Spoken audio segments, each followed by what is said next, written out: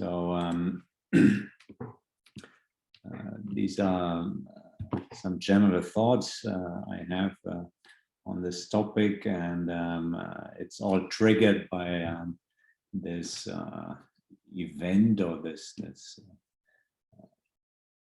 action item to open up courses also for the climate crisis. And particularly, I got this email from one of you asking if there are changes in how we think and our area of science, if and how far we can contribute to transition to a more sustainable society, what strategies and facts people working on to tackle the climate crisis, and of course if scientists can also contribute to political decision making.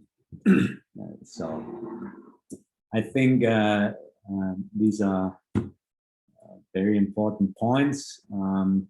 I welcome thinking about these things, and I'm generally supportive to your generation trying to be more active than my generation still used to be in this. So I prepared a couple of slides now to sort of address this, and I hope this is of interest. I'd like to ask you to maybe listen to this, and then at the end of the presentation there will be opportunity for discussion if you're still interested. So the entire thing, I would expect that we are done by 1 o'clock, but let's see how it goes. So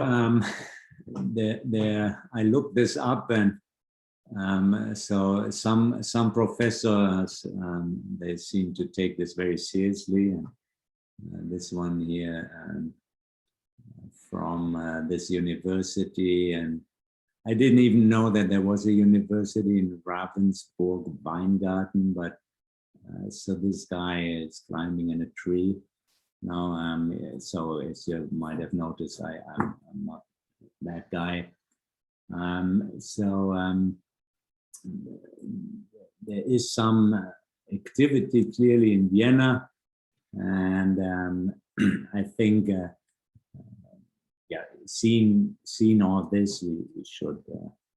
It's a good thing to talk about it now. I would first like to address this question: why you might actually be willing to listen to me on this topic. You might ask this question: why listen to that guy? Now clearly the person who sent me the request did not answer that question to himself in some way. But I was also wondering why would you listen to me, right? And so these are a couple of reasons I think you might find interesting also. Maybe they are obvious to you, but well, so for you, I don't think I'm like an obvious candidate for this movement, right? So I'm rather boring, well-established person who if you wish, I have some in the narrative that everything is about power, right? And I'd be rather high up the chain, and so there's some people who think that this kind of sentiment is what drives everybody. But so I might seem like maybe not the ideal person for this Friday for Future movement, right? I'm also sort of not really from Austria, right? I just moved here last year, and I moved all over places, so I'm not like the natural local choice. I'm from a different generation than you. and my worries are possibly quite different, right? I'm obviously older, so I have fewer years left, and I'm sort of busy with raising kids and my career, and so this is our interests might not be totally aligned. And then I'm also not an expert in environmental sciences, right? So these are all good reasons why you might not want to listen to me. Now, I could counter to this that actually that's of course true, but you know, one thing is certain: that I don't have a conflict of interest, right? So I don't have any skin in the game, if you wish. So I will not try to frame something such that I derive some personal benefit from this. There's no such conflict of interest, at least not that I perceive one. And so in this question, am I foe or am I friend? I'd hope I'll be rather on the latter. Now, another point, of course, which you could argue is that, and that runs counter to the power narrative, right? That I might actually have some valuable experience that might be relevant for questions raised by Fridays for Future. So I performed some research on renewable materials, which was published in the scientific literature, right? So that's a rather expert sort of special expert knowledge, right, on a particular topic, of course, not on climate and the atmosphere, but rather on materials which could help us gain independence of fossil fuels kind of dependency. My research group is a member of European battery project, which was initiated last year. It's a major consortium, experimental groups, there are industries involved here. I worked on heat transfer fluids in the years 2000 when I did a postdoc in New Mexico. We also worked on organic electronics, on semiconductors, on catalyst design, and more recently on smog molecules. I'll bring that up later on. So I'll tell you a little bit about the smog part and the heat transfer fluids and the catalysts later on. Now, I also have a sort of experience or expertise on computational modeling, right? So we use computers and the laws of physics, some particular quantum mechanics and statistical mechanics, to make predictions for new materials. And so if you wish, we model, we extrapolate, we predict the future. And this is, of course, something which is also relevant because a lot of the political action happening right now is based on forecasts which typically rely on rather complex computational models. So we also use models, computational models, not on climate, but on compounds. But still, if you wish, we share, climate modelers share the same computational resources. We also share for materials modeling. So if you wish, this is a scientific community which where you have quite close contact, not topic-wise, but in terms of the tools we use, right, the hardware we use. Now, I do have also some insights on how academia works, right? So you might be aware of that, the academic world has grown over recent decades. It's obviously not as big as another branch of industry, but still there's some mechanisms which might be relevant, I feel, also for this topic. And finally, I have some sort of, if you wish, hands-on experience in terms of philosophy that is not a formal philosophical education, even though as an undergraduate student, I once took a course on Hume, David Hume, who was a philosopher, very much working in lines Karl Popper revisited. And this is sort of driven also by a deeper lying motivation for me, why I'm actually interested in academia, which is that I try to work towards the enlightenment rather than superstition. Right? So, as you know, there are attempts by some to establish questionable theories as truth. Let's just mention, for instance, creationism or homeopathic medical treatments or astrology and these sorts of things. And so I like to think that I help to maybe in very modest ways reduce the impact of such activities by pushing, by supporting activities in the more rigorous sciences. Now, you might think that this is completely irrelevant and has nothing to do because you're studying physics. And this is sort of true within our faculty, right? But without becoming too specific, because that's also politically maybe not so smart, there are actually within this very university research activities where you might have some questions about being a proper physicist. Right? So the criteria we apply to our science are among the harshest, and other branches of science do not do that. And so it's easier for these less scientific ideas to sort of permeate into academia. And this is, of course, a worrisome thing.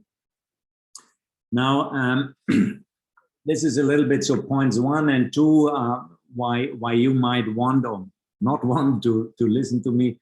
Why would I want to talk to you about this? Right? Maybe that's of interest to you. What makes me offer you this hour and these comments. So to me, it's a deep motivation to do science is that I hope to have a positive impact, right? So this provides meaning in life in general, and I can only recommend that to think of also of your studies in this way, right?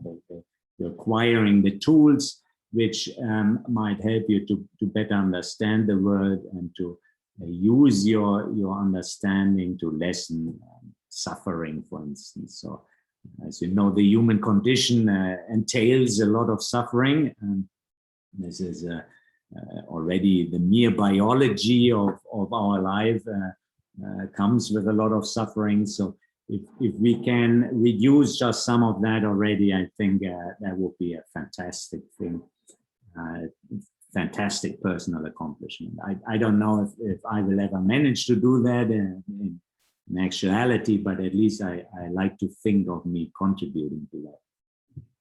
Now, regarding the environment, actually, my parents took me, when I was a kid, they took me on these demonstrations against nuclear power and things like this. And so already as a kid, I was quite alert. And I actually, I remember this, I proposed to my parents that everybody should just stop what they are doing and think about how we could protect the environment, and it can't go on like this, and this is more urgent. So I have this long-standing interest, if you wish, in what we could do to help the environment.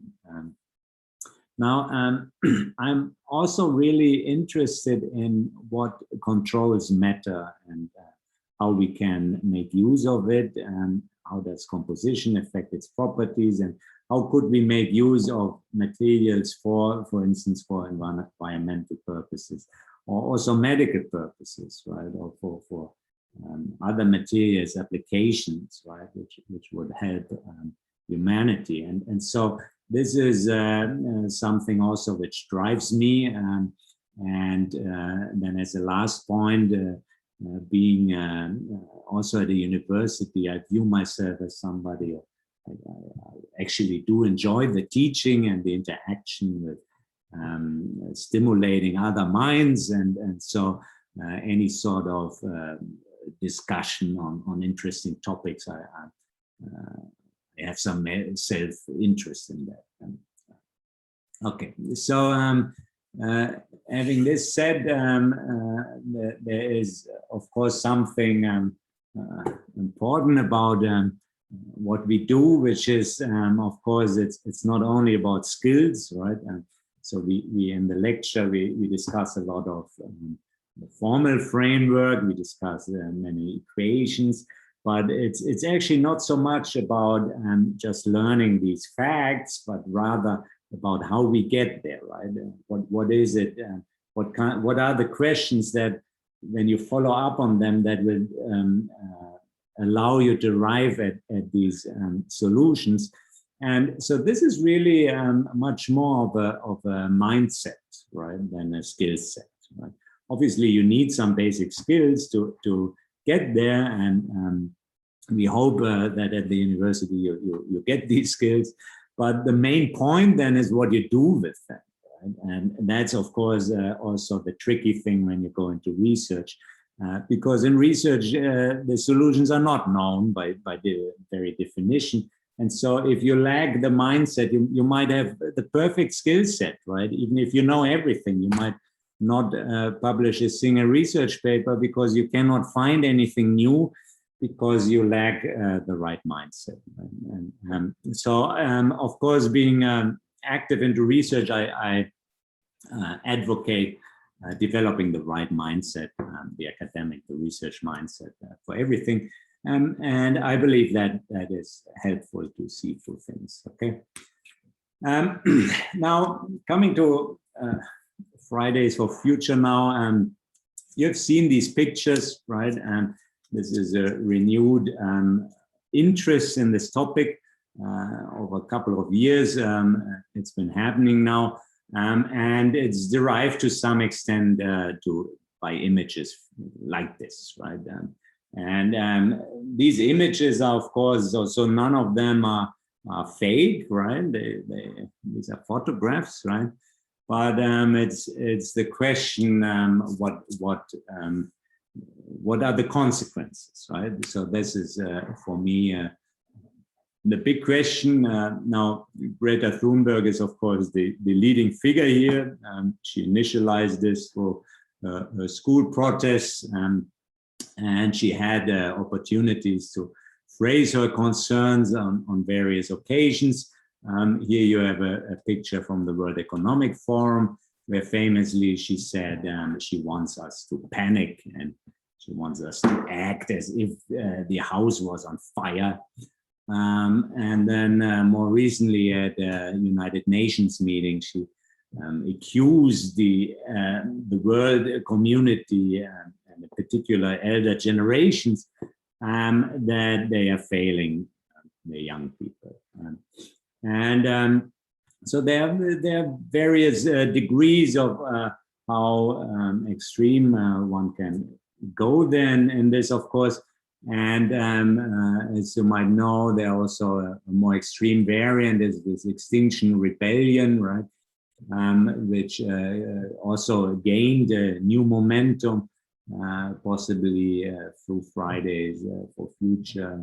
They had these very impressive demonstrations calling for system change, not climate change, right? So they pivot the system against climate, right? So as if it's a one or the other, right? As if it's a binary choice here. These things remind me of a whole bunch of problematic issues, right? And I'd say that's an elephant in the room. If you, so I made up this short recipe for populism, right? So you would make appeal to one of the fears, one or multiple fears of humans. Now, humans have many fears, right? So it's quite easy to appeal to any of those.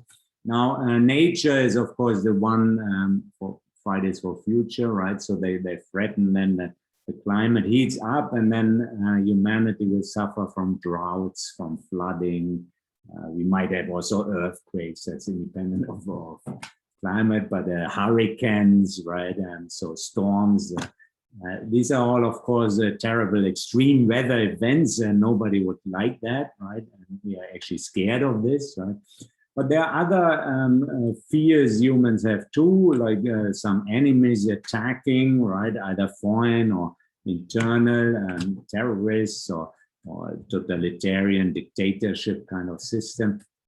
You might have, we witness right now a virus pandemic, right? So you might have some worries about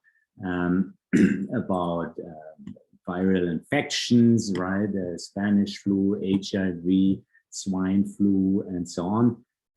These are all concerns that could be very valid. You might be concerned with poverty, right? So if you have to take care, let's say, of your own children, I presume many of you don't have yet any, but maybe one day it happens, and then you become very interested in your own financial well-being so that you can take care of your kids and not just yourself, right? And so this is something which actually is also a major source for fear, right? And there can be catastrophic events, right? In human history, you've had banks fail, you've had huge waves of unemployment. So this can actually be a threat, right? Now, of course, disease is also something that it typically hits rather older people, right? So on average, young people are still very healthy.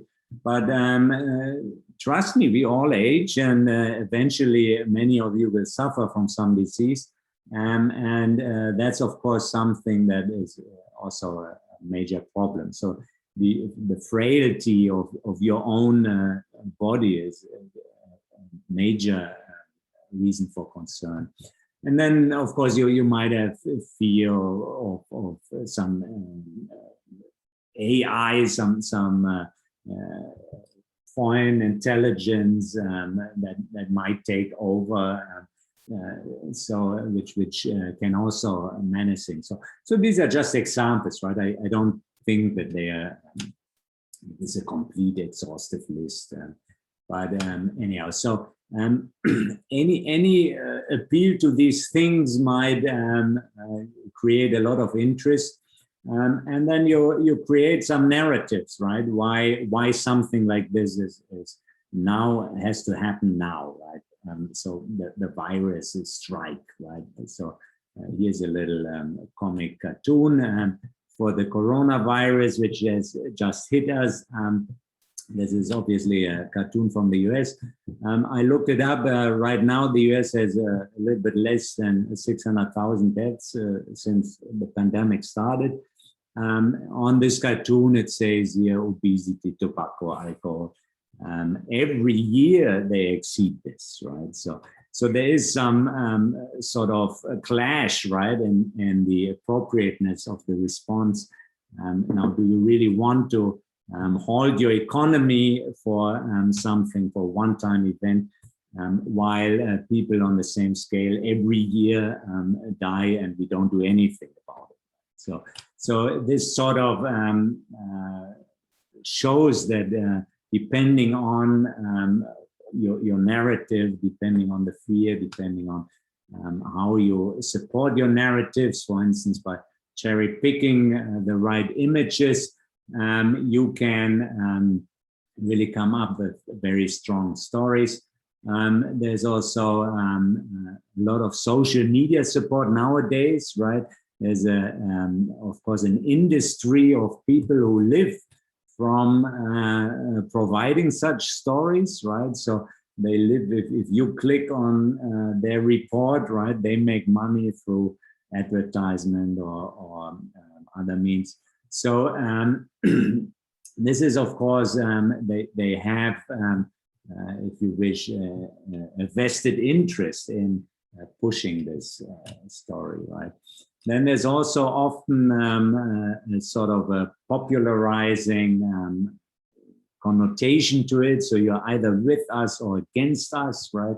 So this is very divisive. And also the measures typically that are being proposed, the costs for those measures are hardly discussed, right? So we should become active to protect us from threat A or B or C, no matter the costs, right? And it's actually a question, right? Is it worth the cost, right? So what I would recommend on such situations is to ask this question, right? That the person who presents it, maybe is there conflict of interest? Could they profit from it? And that brings me to the academic thing, right? If I'm a professor in, I don't know, climate, I could probably secure a lot more funding by promising things that would sound more catastrophic than they are. And that's, of course, a conflict of interest, right? And so you should ask yourself before listening to somebody if they might be exposed to such a conflict. You might also wish to make a fact-based comparison to other threats, right? So that's a little bit alluded to here, right? So we are all dying from something. Now, how in comparison to the other threats, how dangerous is a viral pandemic really? What is the excess mortality and so on? So one has to look at those numbers, right? And just taking pictures of people lying in hospital beds is, of course, not a number, right? And that should not guide your decision making here. This I already mentioned, right? What are the opportunity costs? Maybe with the same money you take to protect yourself against this threat, A, B, or C, you might be able to accomplish much more on another threat that's equally dangerous, right? Let's say. So this is a real problem, right? I think because we rarely discuss these costs. So here you have a list of other stories that have been hyped in more or less recent years, right? If you know the terrorism, of course, there are always terrible events, but if you look at the actual numbers, right, how many they are, and the cost in terms of legal decline, and just think about Guantanamo and the loss of habeas corpus in the US, these are very dramatic costs to society, and they are because of relatively, in comparison to other number of deaths, small numbers, right? So it's really the question: is it worth it? We've had some serious banking issues, and I believe they are still going on, and this has consumed huge amounts of funding, right? So you could argue, for instance, maybe these banks should not have been bailed out. Maybe you should have used this money for renewable energies instead. Right? So this is an important question, right? What are the priorities here? Another example, also related to climate and environment, is the Fukushima incident, which was vastly exaggerated, especially in Germany. So I've been to Fukushima just a year after it happened, very close by in a research institute. The impact on that community due to nuclear radiation was negligible. So of course there was a terrible tsunami with flooding, right? But it wasn't the nuclear power that really caused the problems. Yet Germany decided to exit nuclear power because of this. So this is clearly irrational behavior. So the question of how the world has dealt with this COVID pandemic, I think you see in very different countries, very different measures have been taken, sometimes having no difference in the outcome. And so that also points to the fact, of course, that maybe some of those measures were clearly exaggerated. So I'm bringing up these very general points because I think we should really pay attention that when we are concerned about the environment and trying to prevent major dangers, we have to pay attention that we don't that there are pitfalls, and we should try to avoid them. So there's actually quite interesting literature on this question. Okay, are they friend or fools, right? So there is some ambivalence in many things, right? And this of course is something extremely human. Here's an old example from the literature you probably know about. We all have to take care of these conflicting impressions, and we have to seek the truth. Some interesting literature on this is this book, Thinking Fast and Slow by Tversky and Kahneman. I can strongly recommend that. Tversky obtained a Nobel Prize for this contribution, and explaining in this book, these are psychologists, they explain how irrational behavior and irrational thinking of humans can really lead to the wrong decision making. Another author whom I can recommend also is this Nassim Taleb. He's very famous for his book called The Black Swan, which was sort of a book pointing out the possibility of financial collapse before the banking crisis already. A more recent book is The Skin in the Game. It touches on the question of conflict of interest, right? So if you encounter somebody who recommends you to buy a certain stock or to sell it or to invest, to get active in a certain political movement, right? How vested is this person really? Should you trust somebody who recommends you to participate but then doesn't participate himself? So these are questions where sometimes just on the surface it seems clear, but one might have to go further. So there can be really hypocritical sort of trends, and you might also have encountered that already in society. And I think this can also be a problem in the Fridays for Future movement or the environmental movement. So there could be a conflict of interest in the sense that somebody is making money from this, right? So selling, I don't know, merchandise, selling tickets, selling books on this, selling articles. Some people might do this just because they like power, so they actually some people do, right? And so this is what possibly they are after, right? And they don't really care about the principles of the ideas, right? So fortunately, in our modern society, we have quite a few career politicians who really don't care about the content of the positions they represent, but rather about having the majority, no matter what position. Then some people are after fame, and some, of course, just want to perceive some meaning and some purpose in their life, and so that's rather why they do it. So this can then, of course, also be ideologues, and it can become quite dangerous, of course. So here again are some of the examples I mentioned before. So I think there are some very general issues in modern society that make this a problematic situation. And I think there's a lot of wishful thinking, right? There's this opportunity versus outcome equality. People don't distinguish the two.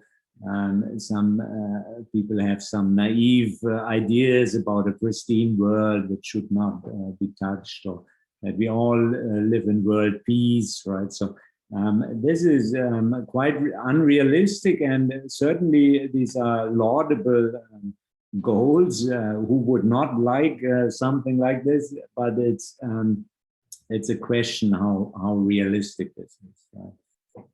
I feel there's often a confusion of power versus competence hierarchy. I think society is structured much more by competence than actually by power. Most people I know are not driven by this. So I hardly know anybody who wants to make a career just to look like this at the end. But I'm also not in politics, so maybe in politics it's different. I don't know. There's often a bias that people tend to neglect the effect of time, right, of age. So your interest right now, let's say in your generation, is already different from when you used to be in high school, and things change very dramatically with age, right? So of course, if you've had a successful life, you've worked very hard, for instance, to obtain some savings at the end, and so you might appear wealthy, right? And a younger person who didn't do that yet appears to be poor, and then a naive observer might think, well, that's completely unfair. Why are all the old people so wealthy and rich, right? Well, they've worked all their lives, right? So you shouldn't be comparing young people to old. So these are obvious things and fallacies which are ignored in many discussions that are going on. There's also an issue about how we perceive democracy, right? So, for instance, we discussed the age of voting, right? And there's this argument that younger people should be involved in voting. I think this is a very good argument. This is not being discussed too much, right? And in particular, there's an issue with the voting rights when it comes to sort of conflict of interest again, right? So the argument that's implicit in having a lowered voting age is, of course, that there's a demographic unbalance, which is sort of unfair, and which leads to the older generation dominating the decision making, and they have, of course, less interest in long-range future, right? They want the immediate presence to be nice. And I find this also, if you look at the retirement system, this is a very dangerous situation. I'm very sympathetic to the Fridays for Future movement. I think there's a really strong point. There are a lot of burdens that are put on young people just because they are in a minority. So this idea that everybody has equal voting rights is maybe something that should really be affected or should be discussed more. For instance, I know in the United States, if you are a criminal, you lose, at least for some time, you lose voting rights because clearly you were not a productive member of society. And so why should you vote, right? Now, of course, there's a historic precedent for this, right? For instance, I learned that in the Roman Republic, you only got full civil rights, full citizen rights once you had 3 kids, right? Until then, you were considered just a kid yourself, basically. And only then, once you could demonstrate, of course, you were also had to be free, not a slave, right? So you had to be able to sustain yourself, to maintain a productive membership of society, to nourish your 3 kids and so on. And only then you actually had the rights to participate. Right? And so these are valid questions, I think. And might be discussed more. Right? Another confusion, I think, is that often we too easily equate state and government with us, right? And there's often the saying, it's for us, we are us. But of course, the entire human history, if you look at it, it has rarely been that the state is really there for the people. It's most of the time it has been rather against the people, right? And so just because for a couple of decades we've had something that looked like some aligned interests, it's no guarantee that this continues. And so I think one has to be careful on these things as well. Now another thing that's often neglected are things like the comparative advantage or the virtues of division of labor. These are things that underlie our society and how the system has grown, right? And so it makes me wonder about these calls for system change. I find those, for instance, quite problematic. And so this is an example now where I want to discuss this a little bit more specifically. Here you see some record on global temperatures. There's clearly a trend going up, right? But the question is, of course, what happens with this extrapolation? And one fallacy, of course, would be if you had something like this, right? So the extrapolation can be very problematic, also of sophisticated models, right? Because if you're missing the right variables, you might really make the wrong prediction, right? So this is the question, right? Why is it happening? Is it happening? How predictive are our models? Are there alternative factors which are not in our models, right? Is there really a simple cause and effect relation such that we can reverse it, right? Maybe it's true that we have an increased CO2 causing climate to exchange.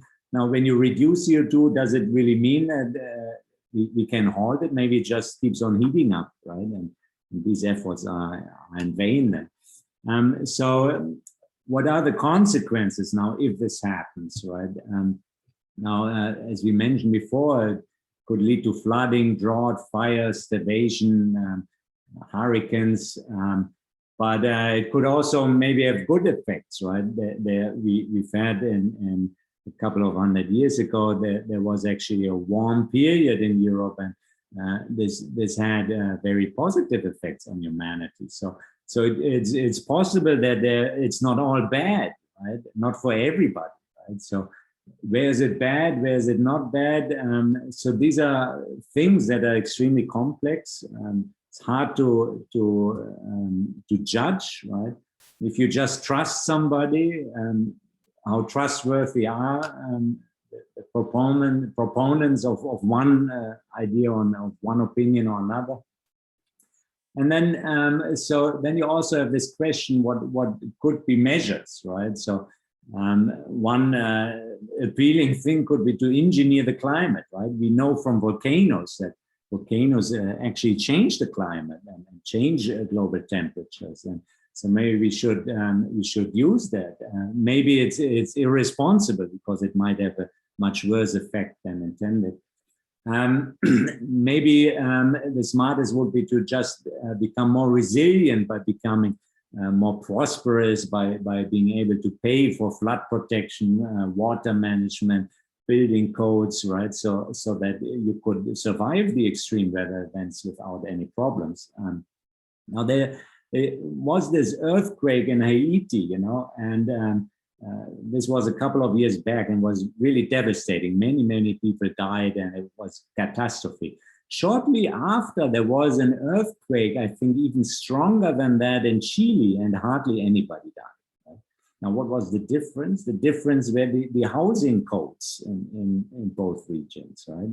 One society was just prosperous enough to have a more resilient infrastructure. So prosperity might really be a way out. Now, there could also be a system change, of course, in through politics and laws, but it's really, to me, it's an open question if that will help, right? And so I was wondering about your awareness of these things, and I prepared a little poll, which I'd like to ask you now on this topic, and the question is if the death from disaster has increased, has stayed the same, or has decreased. Right? Now I'm preparing the poll right now.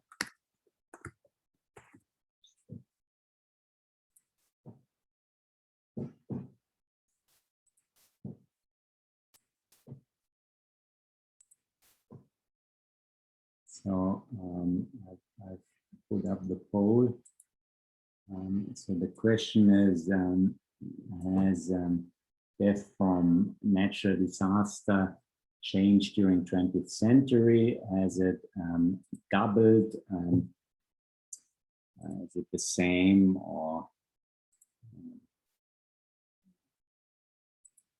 is it here?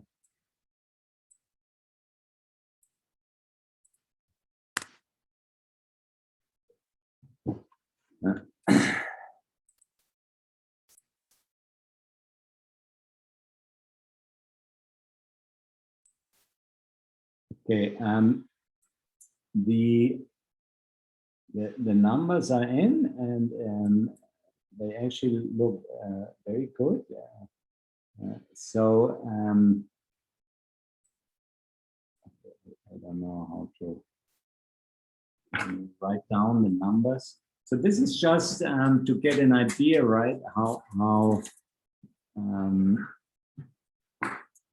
difficult it is really to make quantitative, high quality sort of predictions on how the world works. Now I have noted down the numbers, and the poll. The answer is C, right? So you see here the historic development. In the same period in the 20th century, the world population increased from 1.5 to 6 billion. So this comes from Hans Rosling's TED Talk. If you don't know Hans Rosling, I can only strongly recommend you look him up. He polled also Swedish people. Actually, 12% came up with question number C. You guys did much better. So 50% of you went with option C. You had 23% who said the same, and 1/4, right? 27% went in the opposite direction, right? They're just factually wrong. So I think this is right. This is an issue, right? At this TED Talk, he gave people were more like 1/3, 1/3, 1/3, and a random number generator would say, of course, 1/3, right? So the system, as it is criticized, for instance, in the Fridays for Future movement, is maybe not that bad, right? When the world population more than quadruples, at the same time, the danger protection against disasters goes down by less than half, right? So that's maybe not such a bad system after all. Now, why do some of us, or why do I would also initially I would have also imagined it only got worse because we were more and more people.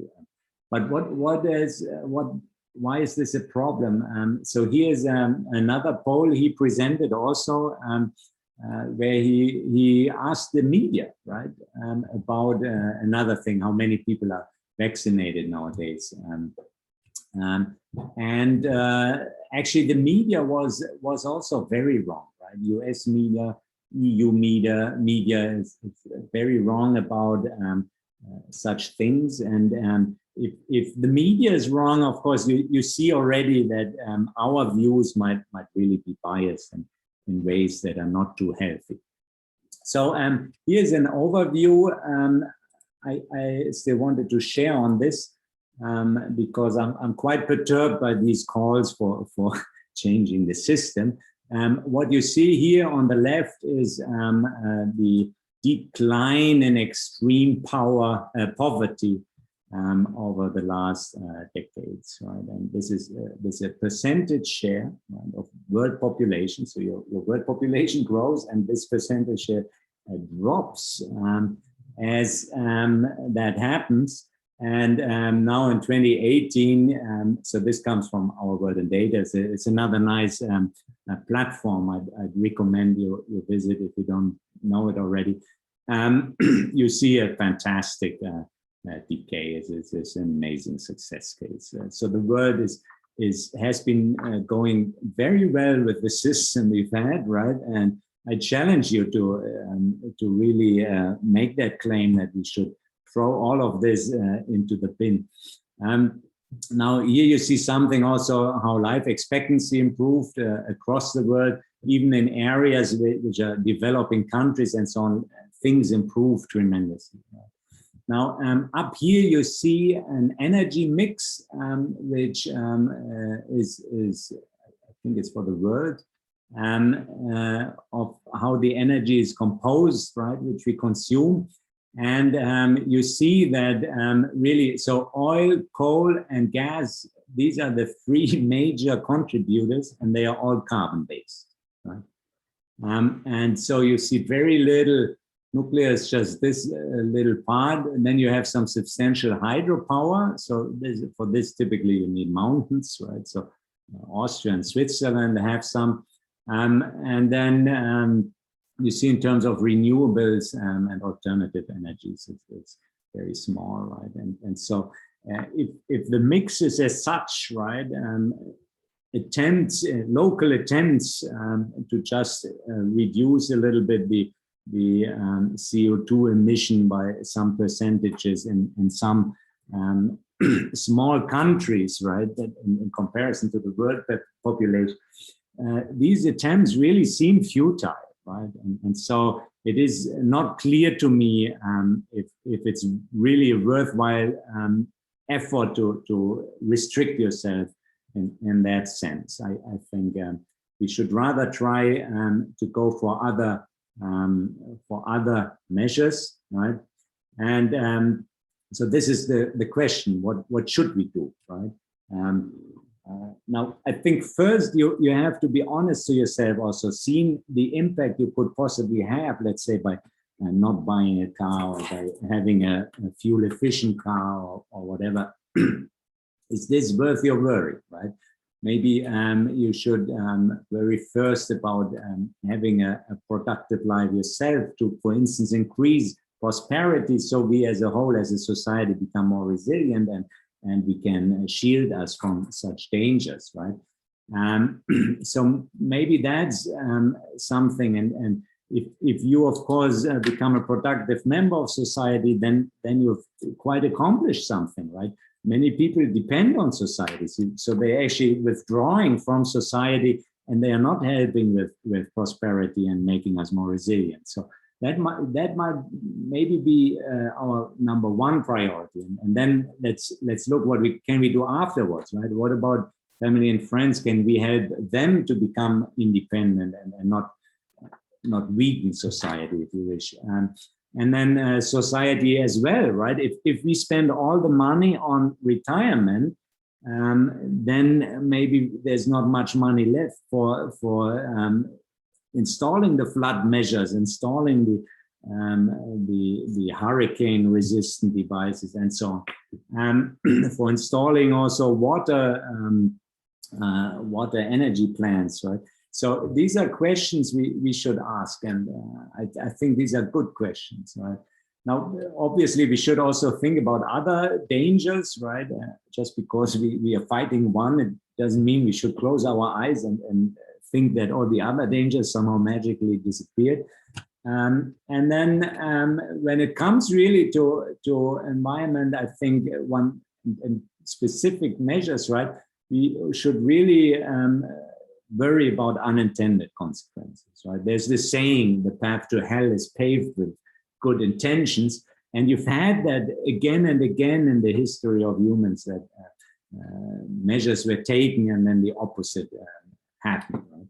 And so the political system, for instance, we have is there's a lot of tradition and historical precedents, let's say, to fight against foreigners who attack us, right? And so we have this entire cultural idea of an army and how to deal with wars and so on. So society has matured around this. We don't have that for environmental dangers, right? So socially, there's a lot of legwork which would have to be done so that we can really have that going. So it's really a major challenge.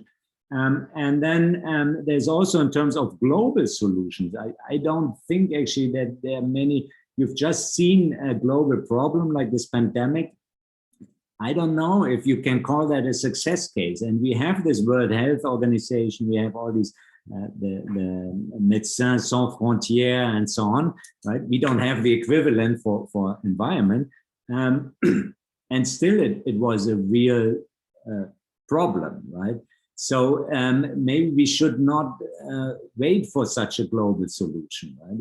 It seems risky, right? Especially if the clock is ticking, right? So obviously, and this brings me now to sort of what we can do, right? As scientists, I would hope that science can come up with a solution, that we don't have to wait for politicians. So now, does science have that power, right? So this is another question, of course, and I will, of course, argue in an optimistic, positive way that it does. So at the end of the last century, there was a millennium essay by this guy Smil, and he wrote about. He started out with this question: right? What is the most important invention of the 20th century? And so he postulated, right? People would typically say aeroplanes, nuclear energy, space flight, TV, computers. Now, obviously, it depends on how you measure importance, right?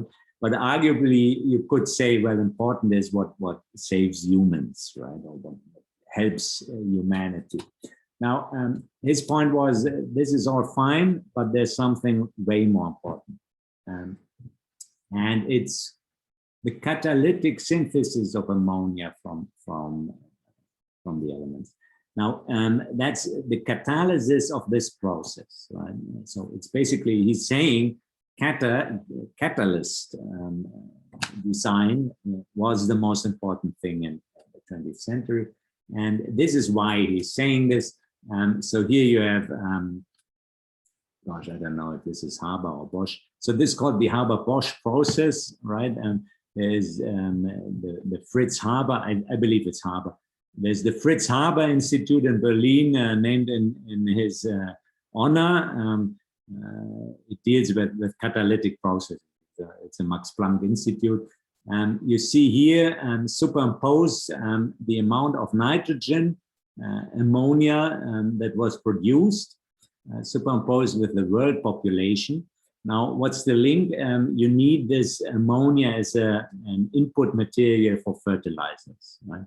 And there was in the 70s or so, there was in the Club of Rome issued a scary document saying that soon everybody is going to starve because they saw the population grow like this. Now, what they didn't take into account that fertilizers also grew like this, and so there was no starvation, right?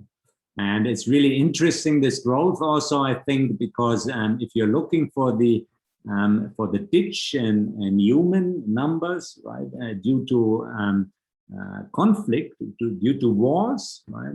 I don't know, First and Second World War, you see here kings, right? But it's hardly noticeable. So we have a lot of preoccupation, mental occupation with wars and politics and all these things, but what's actually happening is fairly independent. So I think there's a very strong message, right, that despite all the hype, despite all the political parties, despite all the political actions and so on, science could actually really have the potential to just change things, and there's no major discussion about it. So this brings me to a paper we wrote recently with colleagues about applying the kind of techniques we develop to the problem of discovering catalysts, right? And this is actually something where nowadays increasingly we have the capability of doing this. It's still very much at the forefront to actually predict chemical reactivity and to engineer it, to try to improve it on a computer, meaning that you don't have to experimentally try by trial and error, try every new candidate. But we are making progress here. And in this paper, we found some new catalysts for this reaction. And so the possibility that also other reactions like water splitting, which you would like to, for instance, exploit to generate hydrogen, to store it as a fuel. So catalysts for such processes are really still missing, and they could dramatically improve the efficiency and the cost of alternative fuels, which then could really, as soon as their market price is lower than the fossil fuel market price, right, by the entire market would want to adapt to the cheaper fuel. So it's really, I view it as a race against the price, right? Fossil fuels come with a hefty price tag. You have to get them, you have to refine them. You need all this infrastructure. It's not free, and chances are that we will be able to come up with cheaper renewable fuels, and they would automatically change the entire composition of your energy mix. Here's another example from our work.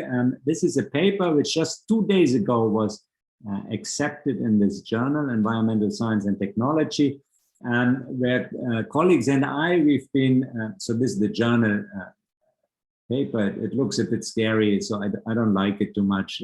As I mentioned before, I don't like the scaremongering. But anyhow, so this is the journal. The impact factor is quite high, so it's a nice journal to get accepted into.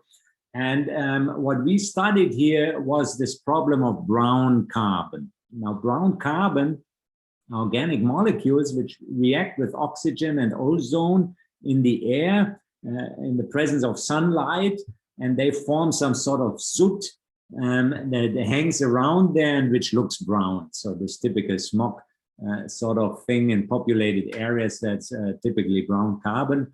So the light absorption here, it looks something like this. So you get quite, it's of course not only visually appealing, so it can have all sorts of toxic side effects. So definitely something one would like to get rid of. So what did we do? We look at a typical reaction that's expected to occur. Namely, these kind of molecules, they are emitted in many industrial processes. They combine to form dimers in the presence of ozone and UV light and oxygen. And if you combine them, it has this total stoichiometry, right? That forms. Now, the problem is, and for these kind of compounds, you can measure here absorption. These are different absorption spectra at, I don't know, different heights or different timings or whatever. But these spectra here, they result from this stoichiometry, but we don't really know how that molecule looks like. that has been formed here. It's probably a mixture of molecules, but we don't know how it looks like. It could be any kind of compound you could make from this stoichiometry. We know it's this stoichiometry, but we don't know which molecule. So you have a problem where many different molecules would all match that boundary condition. And the question was which ones would correspond to that. Now, we generated a huge data set of all possible kind of molecules.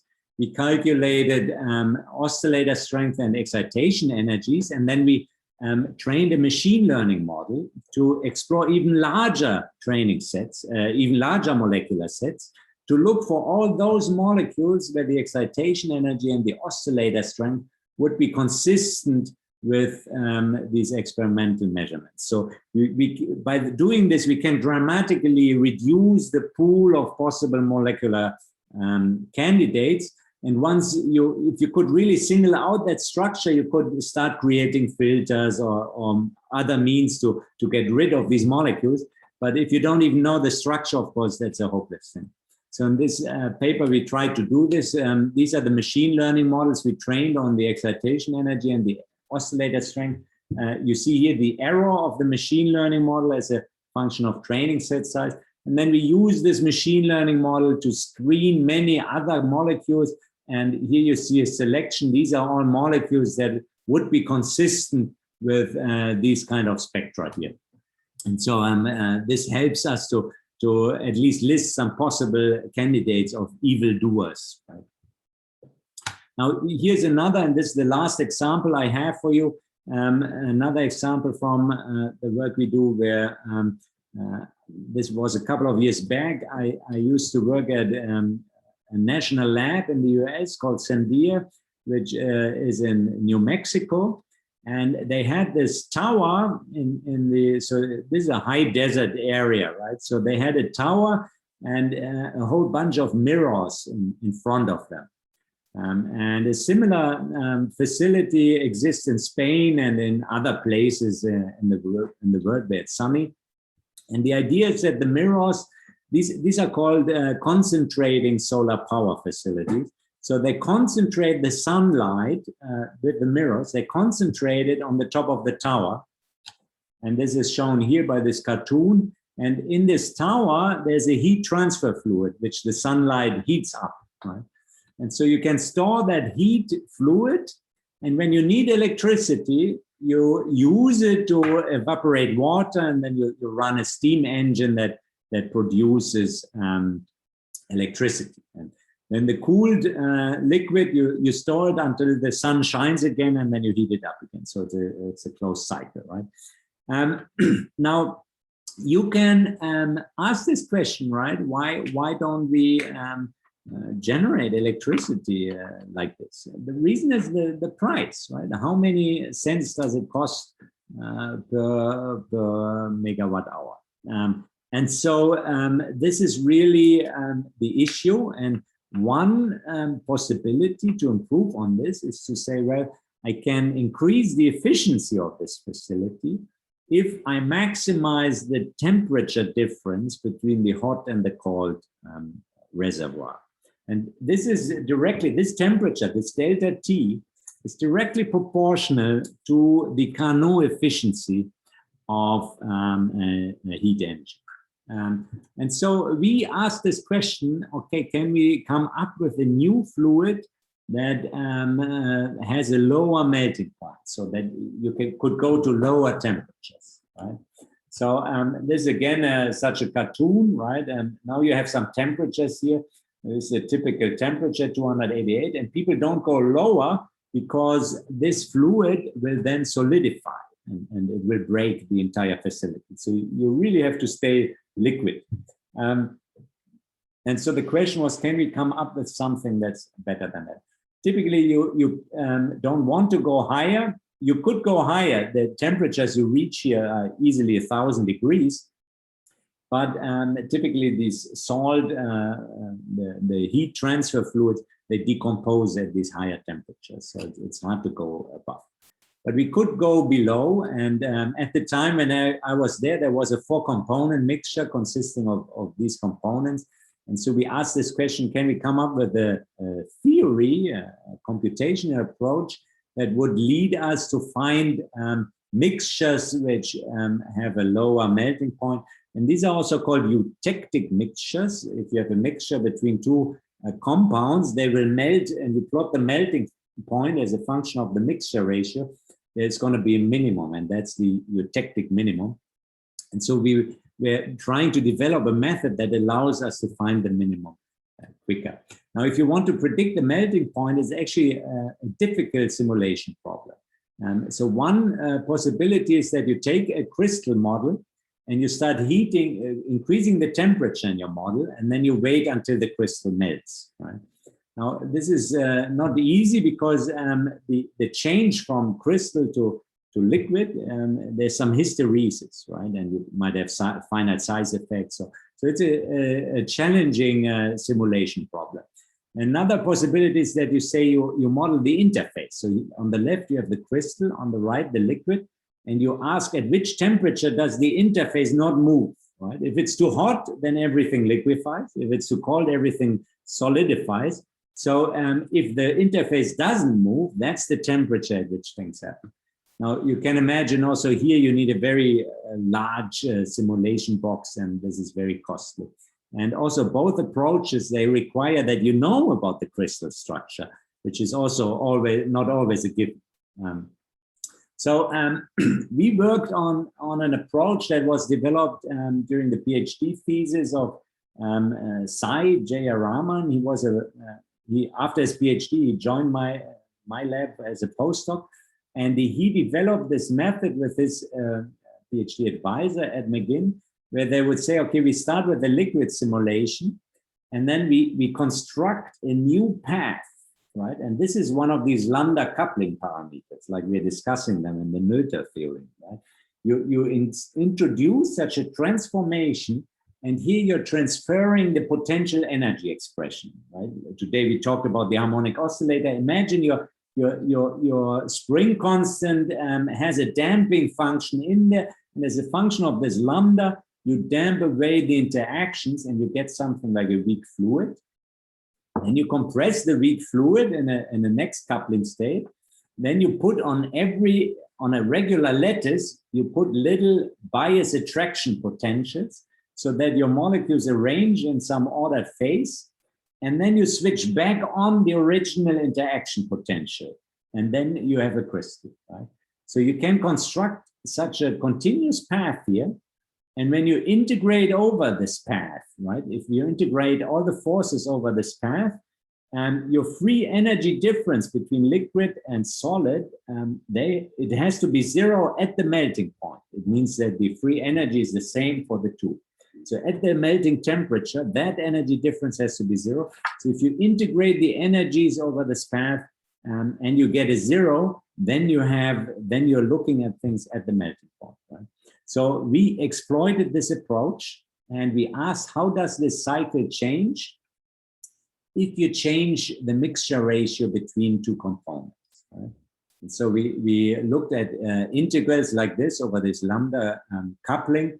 And here you see a figure for a mixture of lithium nitrate with potassium nitrate. You see the free energy of the liquid is this parabola kind of shape at 3 different temperatures. And then the straight lines are the solid, right? And where they touch, where you have the tangent, this is where the free energy is the same, right? And so at that temperature, you would have melting then, and this was the eutectic ratio. And 410 here, and in black, this is what the experiment said. We extended this then to 3 components, sodium, potassium, and lithium, and this also worked quite well. I will not bother you with the details. So how does this now look for the future? I want to conclude this now. We're already at 1 o'clock and 1.5. But let me just finish this talk. What does science have in store for you? Should you join a political movement, or should you rather join the scientific movement? I'd argue for the latter. if you want to really affect change. Here's an example. Just today, I saw this in the news. Rolls-Royce is developing small nuclear reactors. I think this is a very good news. They will be very safe and can be constructed at lower costs. So this could definitely displace some of the fossil fuels. But in terms of renewables, there was just 2 years ago an interesting paper in the Barron's. This is the weekly version of the Wall Street Journal on 3 technologies that could really take over in the next decade. They spelled it out. One is gene editing. This, of course, is super exciting also for in terms of biological improvement. There's quantum computing, which has another, so it links to AI and improved modeling. But then there's also materials on demand. And in particular, they mentioned simulation, right? So we can now use computer simulations to make good predictions of what could be optimal materials. And that, of course, will help to improve on the possibility to generate new materials for renewable energy solutions. Now, why is this possible in the next decade? Why do they think this? Because actually, you might have heard of Moore's law, right? And here's an illustration of Moore's law. If transistors were people, right, it's as if a small music hall capacity in 1970 had grown to the population of China in 2011. Right? So this is an amazing thing, a trend that has happened before you were born. And this is something that happens quite commonly also in society and media, which was pointed out by Al Bartlett. He was a physics professor at the University of Colorado, Boulder. You can look up his talks on YouTube. It's quite interesting. He pointed this out.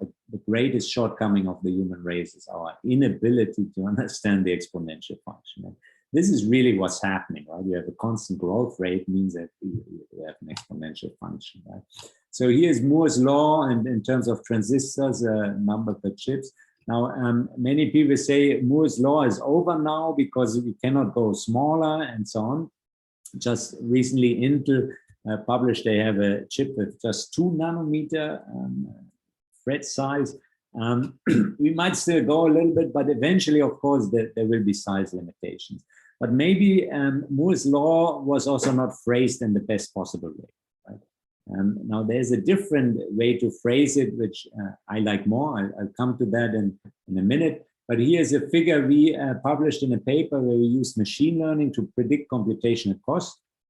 And these are now numbers of flops, right? Performance, calculation, number of calculations you can do, floating point operations per second, as a function of time for the top 500 list. So this is the 500 fastest supercomputers in the world. And you see this grows exponentially, right? Just to illustrate this again, an experiment which in 1976, this is the year I was born, would have taken a century, 10 years later, 1 year, another 10 years later, 4 days, 2006, 1 year, and just 4 years ago, 30 seconds. So things that now take seconds on your smartphone would have taken a century to calculate when I was born. So this is really a trend you should not underestimate. Now, can it keep on going? Oh, one thing I wanted to point out, the green line shows what we estimate is the usage on materials, right? Materials and atomistic simulation. So this means really these kind of questions we are talking about, renewable energy applications, materials design, and so on, they play a major role already in deepening our understanding of materials. Now, what about Moore's law? Is it really sustainable in a sense? Now, Ray Kurzweil, who is a prominent figure in AI and computing, I would, if you don't know him, I'd also recommend you look him up. He made this point that actually you have exponential decay of price, right? Of how much it costs, right? And so this is per dollar, right? How much computation can you buy for $1, right? And in the 70s, he made this extrapolation, this prediction, right, that it would grow like this. Basically, this is his Moore's law, right? And then it actually came exactly true. Right? And there's no reason why this shouldn't keep on going like this. So this means, of course, that we will be able to use robots for experimentation and materials design. And just last week here, this newspapers, which is sort of for the Chemical Society in America, had this this on the cover, right? The Renaissance Lab. So you do have increased robotic assistance in laboratories. And some of my colleagues are involved in such work directly, and it's likely to dramatically accelerate our discovery of improved materials. I had some general slides on how science has changed towards this goal. Right? So if you think of the early human beginnings, where we started using tools, we sort of experimentally navigated the world coming up with these tools. Then we developed theory, right, to help us with the design of these tools, starting with the Greeks, Newton, Dalton, Darwin. Here you have Noether, this is Max Planck, this is Einstein, right? So we have a deep understanding of the theory. Then, of course, with quantum mechanics, we can understand materials much better. And then with computer simulation, we can actually solve these equations, right? So many of the equations of motions we are also discussing when it comes to more complicated systems, we cannot solve them, and we need computers for doing so, right? So simulation plays a key role. And now, having a lot of simulation, having this compute power we mentioned earlier, we can now have the data to use machine learning, which means modern statistical learning theories, and to still accelerate our progress and to exploit robotics, okay? So this is the sort of overview. In my lab, we try to better understand materials. We use machine learning and quantum mechanics. These are people in my lab. We have a lot of funding here. And with this, I'd like to finish this presentation. I hope you enjoyed this. It's been sort of quite philosophical, but maybe this was interesting. As I said before, we do not do, I'm not really an environmental scientist, of course, but some of our work is related to these questions, as I just pointed out. Now, if you have questions, of course, I'd be happy to answer them. You can also put them in the chat if you wish.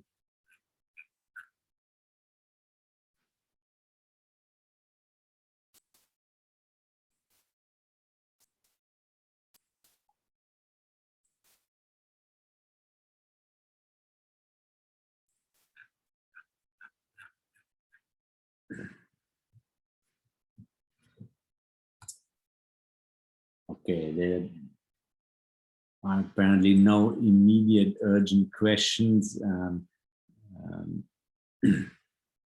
Here's a question, what is the efficiency of the concentrating solar power facilities we've been working on?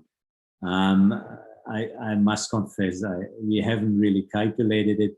One of the reasons is, so let me go back. So our system was far from the competitive formula. So this is the competitive formula. Let me share this once more on the screen.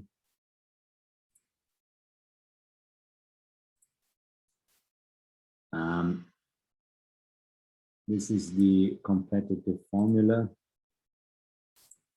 And with this kind of mixture, you could hope to get something like 150 degrees Celsius. if not 100 degrees Celsius. Now, what you need for this is this calcium nitrate. And in our simulation here, you see we are still far away from this kind of temperature, right? So this is something also like a 100, well, 50 degrees Celsius or so, but we are not too, it's not too,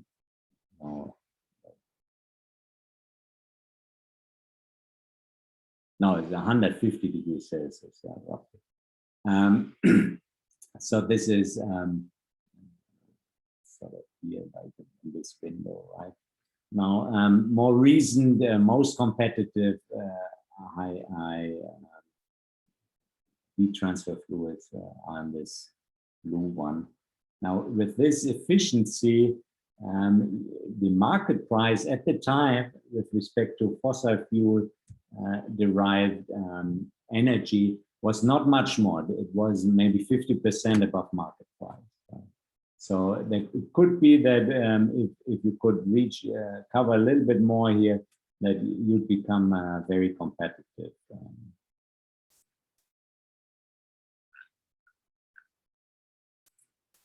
That's the question if I will upload the presentation as well. Yes, if you don't mind, I think that will be fine. We can do that. I'll put it on the YouTube channel. All right. I'd like to thank you all for dialing in, and I hope I could instill some optimism. I think science has done a lot for humanity, and I'm very hopeful that it will also help with this, and that things will not become as catastrophic as some fear. I wish you good afternoon, and I look forward to seeing you on Friday. Bye-bye.